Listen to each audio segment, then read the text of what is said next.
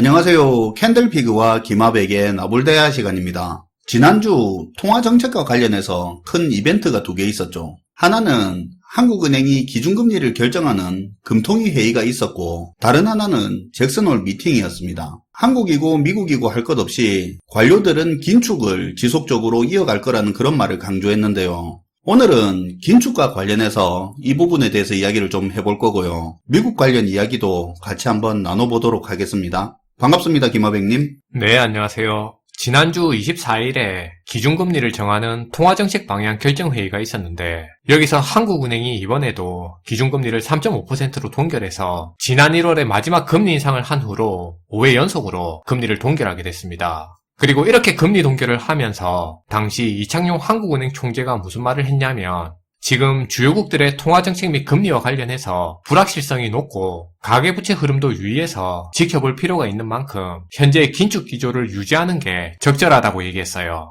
지난번에도 그렇게 이야기했었는데 이번에도 긴축 이야기를 했네요. 네, 그러면서 나름 구체적인 경고도 덧붙였는데요. 뭐라고 했습니까? 한국은행은 지금 물가 안정에 중점을 두고 긴축 기조를 상당 기간 지속하면서 추가 금리 인상의 필요성을 판단해 나가겠다고 했고요. 그리고 강조한 내용이, 지금 부동산 관련 대출이 늘어난 건 많은 사람들이 앞으로 금리가 떨어져서 안정될 거라는 예측을 가지고 있고, 그리고 지금 집값이 바닥을 쳤다는 인식이 깔려있기 때문이라고 했습니다. 그러면서 지난 10년간 금리가 굉장히 낮았었는데 지금 젊은 세대들은 인플레이션 고금리 상황을 경험하지 못한 세대이기 때문에 다시 또 예전에 그런 낮은 금리를 예상해서 지금 집을 샀다면 상당히 조심해야 할 거라고 해서 젊은 층들의 영끌, 비투 매수를 경고하기도 했어요. 그래서 그냥 지금까지 내용을 간단하게 요약하면 한국은행은 통화긴축 기조를 상당 기간 유지해 나가겠다는 입장을 다시 한번 나타낸 거고요. 그러면서 이번에 기준금리를 5회 연속으로 동결을 한 겁니다.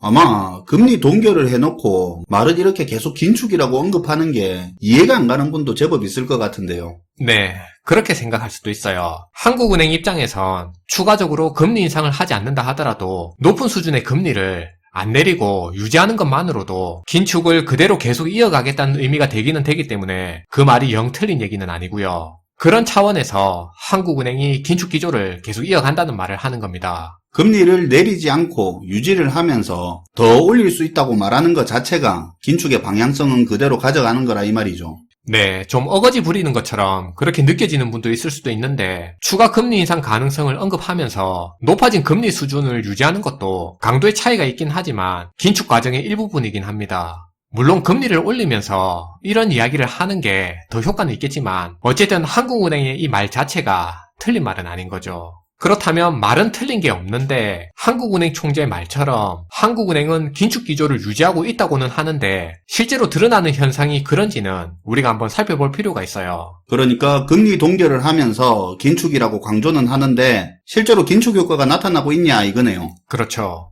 앞에서 나온 한국은행 입장처럼 말 그대로 금리를 어느 정도 올린 상태에서 그 수준으로 유지하는 것만으로도 긴축의 의미가 있다고 한다면 분명 어떠한 결과가 있기는 해야 될 겁니다. 말만 긴축이 아니라고 한다면? 네. 긴축에서 되게 중요한 포인트는 부채를 줄여나가는 디레버리징이 포인트입니다. 우리가 2021년 8월부터 0.5%였던 기준금리를 올리기 시작했는데요. 그러다 2022년에 들어 본격적인 금리 인상을 하고 올해 1월까지 금리를 3.5%까지 올리게 됐습니다. 그리고는 긴축 기조를 강조하면서 지금까지 7개월 동안 5차례나 금리 동결을 하고 있는 상황이고요. 그래서 긴축 효과가 있다면 이것만으로도 가계부채에서 디레버리징 효과가 생기는 그런 긴축 결과가 나와야 맞는 얘기가 될 겁니다. 그런데 지금 화면에 보이는 우리나라의 가계부채 규모를 한번 보시죠. 지난 2022년 고강도의 금리 인상 시기에도 불구하고 우리나라 가계부채 규모는 1, 2, 3분기에 디레버리징은커녕 오히려 증가하고 있었고요. 4분기에 들어서야 가계부채가 감소세에 들어섰습니다. 그리고 1월달 이후로는 금리를 계속 동결했고. 네. 사실 가계부채가 그렇게 크게 줄어드는 모습은 거의 없고요. 부채 수준이 실제로는 거의 그대로 계속 유지되는 거나 다름이 없어요. 어쨌든 미약하지만 부채 감소가 나타나긴 했는데 부채가 안 느니까 부동산 시장이 버티지를 못하는 거예요. PF 문제도 터지기 시작하고. 그쵸. 부동산 경기 하락으로 건설사 무너지기 시작하고 그게 또 금융권 부실로 이어지는 심각한 문제로 드러나니까 한국은행은 올해 들어 금리를 안 올리고 정부에서는 연초부터 특례 보금자리론 등의 정책 대출을 통해서 부동산에 대해서 금융 지원을 늘리는 등 각종 규제를 거의 다 풀어줬는데요. 그런데 그게 또 결국에는 부채가 더 늘어날 수 있는 환경을 조성해준 꼴이 된 겁니다. 그래서 지난 2분기부터 지금도 가계부채가 계속 더 증가하고 있는 상황이고요. 결국 0.5%였던 기준금리를 3.5%까지 올렸는데도 불구하고 부채 축소가 거의 없는 꼴이 돼버린 거예요. 이렇게 되면 금리만 올리고 긴축은 없었던 거나 마찬가지네요. 네, 맞아요. 지금 보면 새삼스럽게 부채가 늘어난 거 가지고 정부는 50년 만기 대출이니 비대면 대출 때문이니 하면서 은행 탓하고, 그러니 또 은행은 억울해하면서 서로 잘못을 돌리고 있는 게 사실 지금 절대 부채가 늘면 안 되는 그런 상황이거든요. 그리고 당장의 긴축뿐만 아니라 장기적인 차원에서 보더라도 우리나라 가계부채 문제는 지금 굉장히 심각한 상황입니다. 화면에 GDP 대비 가계부채 추이를 미국하고 비교해서 한번 보실게요. 미국 같은 경우에는 2008년까지 급격하게 증가하던 가계부채 비율이 글로벌 금융위기를 계기로 2020년까지 디레버리징으로 부채를 줄여나가다가 지난 팬데믹 때 짧은 기간 크게 늘었는데, 근데 지금 보면 미국이 다시 통화 긴축으로 가계부채 비율을 다시 줄여나가고 있는 상황입니다.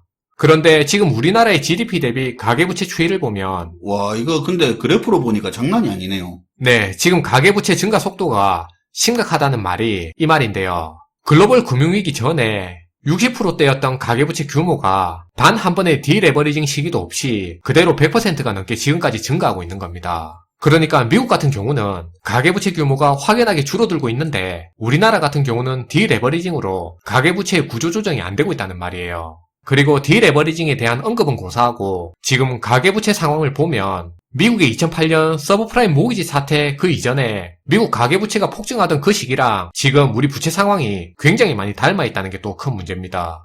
그리고 사실 이렇게 높게 유지되고 있는 가계부채 때문에 한국은행이 금리 인상이라는 액션을 못하면서 말로만 지금 긴축을 강조하고 있는 거고요.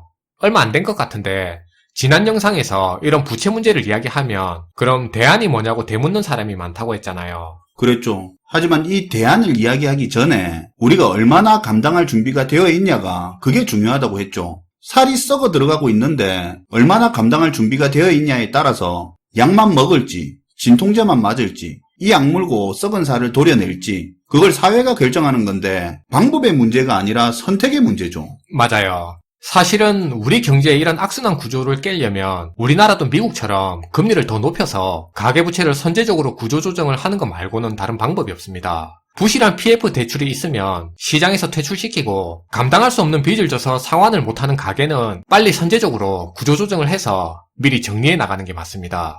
그런데 애초에 우리가 잘못했던 게 뭐냐면 처음부터 빌려주면 안 되는 사람들한테 돈을 빌려줬고 그리고 나중에 그 사람이 못 갚으니까 망하지 말라고 빚을 더 빌려줘서 막으려고 한 게 문제입니다. 그러다 이제 그걸로도 안 되니까 빚 갚는 시기를 미뤄주고 하면서 마치 빚을 낸 게 없었던 일인 마냥 그렇게 계속 끌고 가고 있었던 겁니다. 그러니까 예를 들어 애초에 이 사람이 1,000만 원을 못 갚았을 때 구조조정을 했으면 1,000만 원의 빚만 터지는 건데 근데 이걸 질질 끌면서 빚을 더 빌려주고 밀어주고 하면서 더 끌어오다 보니까 이제 지금은 1,000만 원에서 시작된 이 빚이 5천만 원, 1억이 돼서 언제 어떻게 터질지도 모르는 그런 상황이 된 겁니다. 그럼 이제 이 사람이 빚을 안 터뜨리게 하려면 어떻게 해야 되냐? 이미 늘어난 빚 1억보다 더 많은 돈을 이자가 더 싸게 또 빌려줘야 빚이 당장 안 터지는 건데 지금 상황이 이런 행동을 계속 반복하다 보니까 지금 이 지경까지 오게 된 겁니다. 선제적인 구조조정을 못해서요. 그런데 사실 저희가 미리 터뜨려야 한다고 하던 이 이야기는 21년 부채가 폭증했을 때 그때 저희가 계속 하던 이야기입니다. 근데 솔직히 지금은 많이 늦었고요. 그리고 제가 이렇게 가계부채 미리 터뜨리고 구조조정해야 된다 하면 그럼 이제 사람들이 보이는 반응이 그럼 돈 없는 사람은 그냥 죽어야 되냐고 그런 식으로 얘기를 많이 하더라고요. 욕 많이 먹었었죠. 미리 선제적으로 구조조정해야 된다고 하니까. 네. 근데 지금 제가 하는 말의 요지는 자기가 기존에 빌린 돈을 못 갚아서 자꾸 어려워지는 사람들한테 돈을 더 빌려주는 건 나중에 그 사람을 더 헤어날 수 없는 상황으로 몰 뿐이고 그리고 자금을 대주는 예금자들한테까지 결국 큰 피해를 주기 때문에 빚을 빚으로 수습하려는 그 방법 자체가 잘못됐다는 겁니다. 이런 사람들한테는 처음부터 돈을 더 빌려주는 게 아니라 오히려 빌려줄 그 돈을 사회안전망 차원에서 예를 들면 일자리를 만드는 데 쓰는 게 더 가치가 있고요. 돈을 그렇게 써야 나중에 장기적으로 봤을 때 이 사람들이 회복할 수 있는 발판을 마련할 수가 있는 겁니다. 그리고 오늘 가계부채 이야기를 했는데 가계부채 문제가 제일 중요한 이유를 마지막으로 요것만 알아두고 넘어가면 좋을 것 같은데요. 우리가 경제 주체별로 부채를 나누면 정부 부채, 기업 부채, 가계 부채가 있는데 정부 부채가 많은 데는 대표적으로 미국이랑 일본이 있고요. 기업 부채가 많은 데는 최근에는 우리도 기업 부채가 되게 많이 늘었는데 어쨌든 중국이 지금 기업 부채가 제일 심각한 나라입니다. 그리고 지금 가계 부채가 제일 심각한 나라는 우리 한국이죠. 그런데 이 세 가지 부채 중에서 제일 성격이 안 좋은 게 바로 가계 부채 문제입니다. 왜냐하면 정부 부채 같은 경우에는 국채 발행이나 통화정책, 다른 정부 정책 등을 동원해서 나라가 망해서 사라지지 않는 한에는 사실상 영구적으로 그 빚을 감당하면서 연장해서 끌고 갈 수 있는 구조를 만들 수 있는 빚입니다. 그리고 기업 부채 같은 경우에도 구조조정이나 인수합병 등의 형태로 부채를 정리해 나갈 수가 있습니다. 그런데 가계부채 같은 경우는 성격이 좀 많이 다릅니다. 정부처럼 계속 빚을 내면서 연장해서 끌고 갈 수도 없고요. 그리고 가계부채는 기업부채처럼 남의 빚을 내가 인수하는 식으로 구조조정을 할 수도 없을 뿐더러 정 안 되면 기업 같은 경우는 파산시켜서 퇴출시키면 끝인 건데 가계부채는 부실한 빚이 있다고 해서 그런 국민 전체를 다 구조조정해서 퇴출시킬 수가 없는 겁니다. 국민을 구조조정할 수는 없으니까. 그쵸. 그리고 가계부채 같은 경우에는 예를 들어 신용불량자나 파산이나 개인회생 같은 절차로 가버리면 이게 단순히 부채 문제로 끝나는 게 아니고요. 그 부채가 또 사회적인 병폐로 다시 돌아오게 됩니다. 부채는 안 갚아도 된다는 그런 사회적인 인식의 확산 같은 거 말하는 거죠. 그렇죠. 그래서 문제가 터지고 나면 해결하기 되게 힘들고 악질적인 문제가 이 바로 가계부채이기 때문에 우리가 이런 부분을 일단 잘 알아야 되고요. 그래서 저희도 영상을 통해서 지금 이 가계부채 문제의 심각성에 대해서 계속 이야기를 하는 게 바로 이런 이유 때문이에요. 네, 오늘도 잘 들었습니다, 김하백님. 네, 감사합니다. 가계부채 문제 참 지겹고 그거 오늘 내일 일이냐고 하는 분도 참 많습니다. 알고 있는 위기는 위기가 아니라는 그런 소리를 하는 분도 많고요.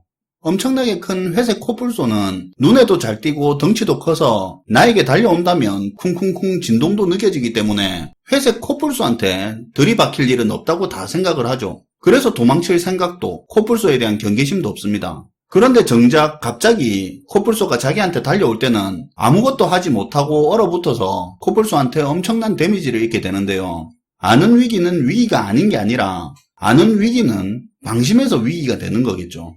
부채가 감당할 수 없을 만큼 커져버려서 그 때문에 지금 부채 부실 문제 터질까봐 긴축도 제대로 못하고 있고 그렇다고 경기부양도 부채가 증가하는 거 걱정돼서 못하는데 진짜 이도 저도 아무것도 제대로 하기 힘든 그런 상황이 됐다는 걸 알아야 할 때인 것 같습니다. 시청해주셔서 감사하고요. 지금까지 나불대화 시간이었습니다.